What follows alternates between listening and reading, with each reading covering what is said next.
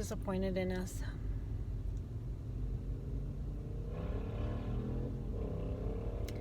I'm disappointed in God. And I'm disappointed in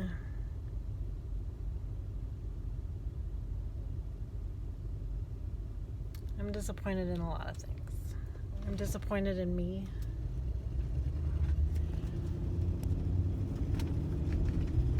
And maybe I'm just emotional because I didn't sleep again last night, but I'm just disappointed. I didn't get a chance to change the world. I didn't actually feel like I needed to change the world before my kids were born. I felt like I needed to change me. I felt like I was not capable of being a mom. But I saw the world as perfect.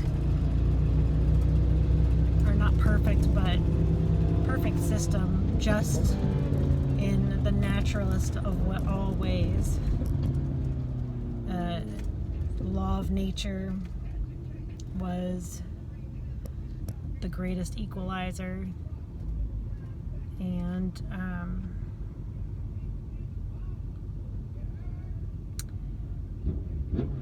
the message today from the protesters was amazing. It was good against evil, not blacks against whites, not protesters against cops, until I walked out and there was a cop sitting there, and they'd been out all day working, and there was water stations everywhere, and the speaker had just talked about how we were going to be judged, and Jesus was going to say, hey, I was thirsty and you didn't give me something to drink. I was hungry and you didn't give me something to eat. I needed to be clothed and you didn't clothe me. And of course that is a call to action that he gave us with his life, and those that are following him, that's our requirement. That's our duty for while we're here. Those are our directions, those are our instructions. So I asked one of the water stations if I could give a water to the police officer that was sitting in her police cruiser, and the lady said absolutely not. She goes that they gassed our people, that they used tear gas against our people. And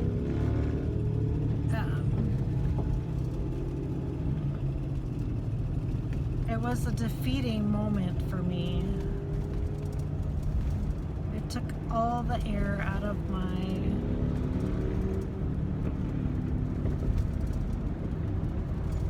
mission. It seems like I was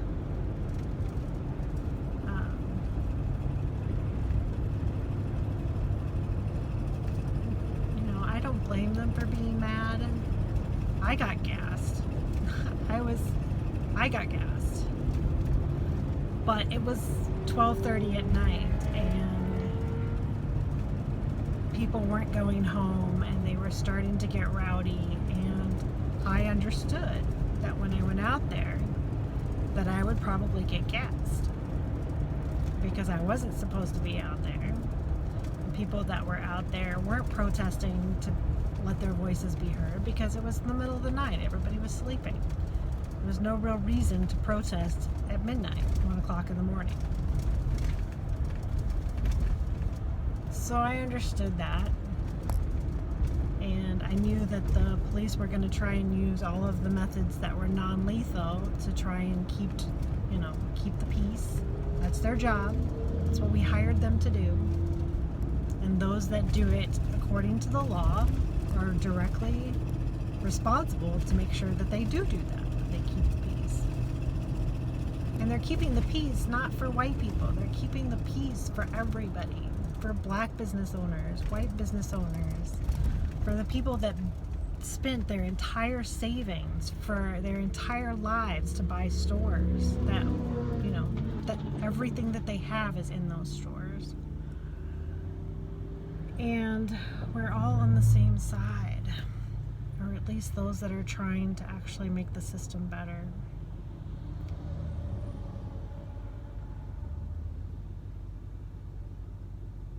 I don't know if I need to go from documenting the world to choosing to participate in it. And for those that know me, I do hide behind my camera. I do take in everything that's going on before I decide to take a stand anywhere. And I've never taken a stand for anything. Not for Christianity, not for anything. I don't think that I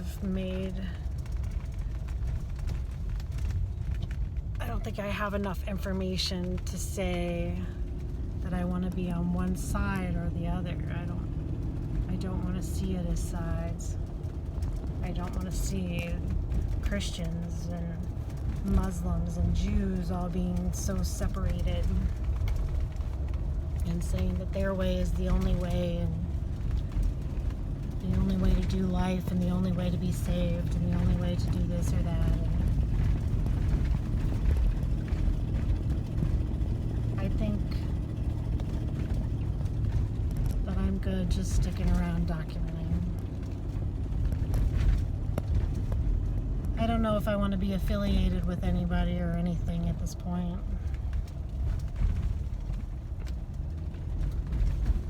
I just want to stay independent and neutral. Just an eyes and an ears and a hands, and relieve as much suffering. Try to be a clear voice, and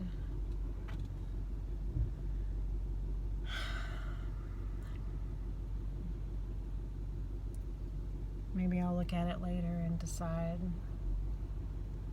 that it's a little bit more clear once I see what I've documented. So, I don't know.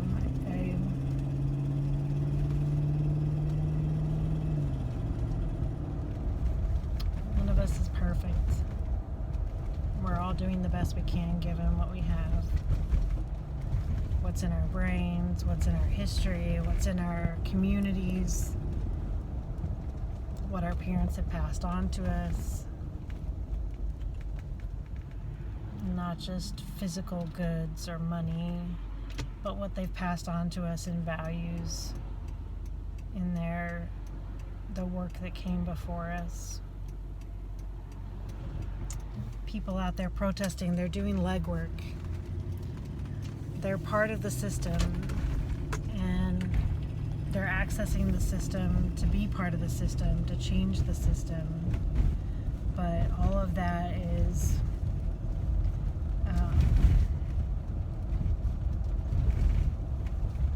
it's one job, and they're trying to make a better world for their families, and they're trying to make a better world for the kids that they drop off here. We can't turn this into hell. When you think about that, if your whole mission is to bring people to this earth, and then you go about trying to turn it into hell, you see what you've done? And I think that most people believe, who decide to have kids, that they are now indebted, they are now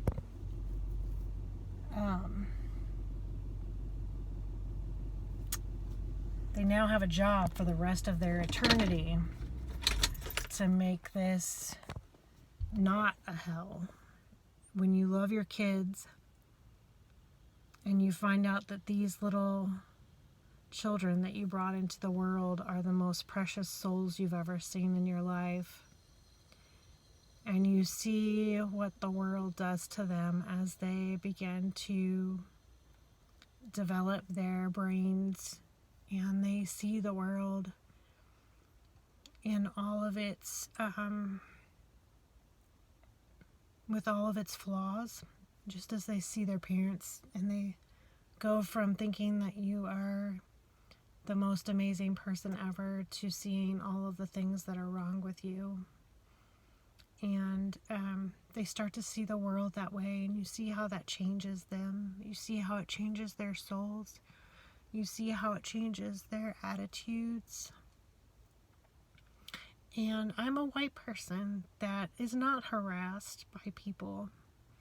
I can't imagine being a mom and having to go to the pharmacy at 1 o'clock in the morning to get cold medicine, and the only 24-hour pharmacy is in a good neighborhood, and knowing that it's 1 o'clock in the morning and I'm going to get stopped and I could possibly get killed because I'm in the wrong spot at the wrong time.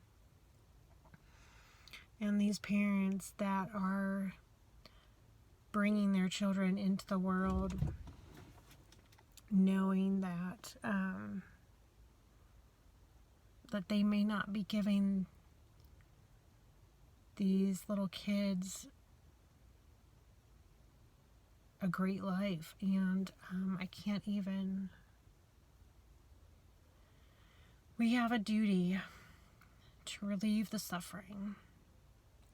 We have a duty to make this world as ideal as we can make it for these kids, for my grandkids, for my little Joni, and for the next one that's on the way. And I want them to know that their grandma will bust her butt until I can't bust it anymore to make this as close to heaven as I can possibly make it. To be as ideal of a person that I can possibly be for them. And to pass along a legacy that teaches them to do the same for their kids. And these kids that are out there protesting peacefully, that are getting turned around by people that are infiltrating their groups to try and do more crime, more criminal activity, and the nerve of them to try and infiltrate these peaceful groups, to loot and do all of this stuff. And of course that's not been happening here. We haven't let that happen here. But it's nauseating. It's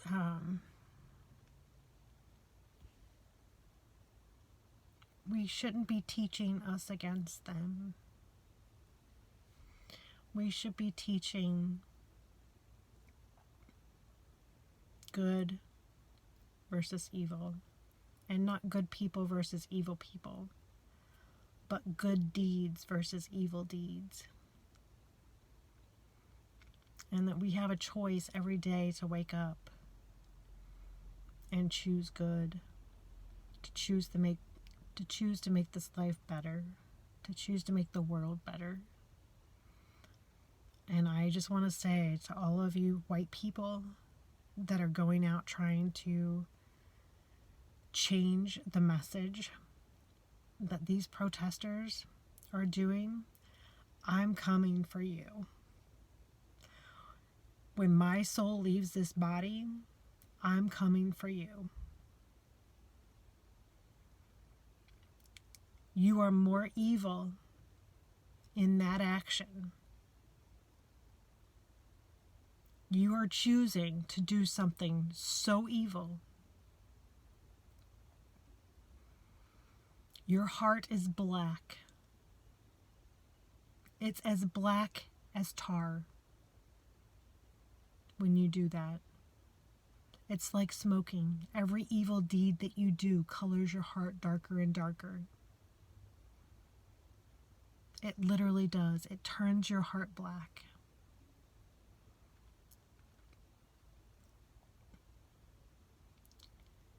Please wake up.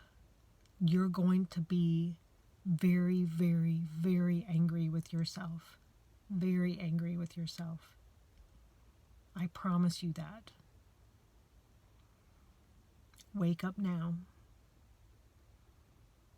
And you need to turn this around.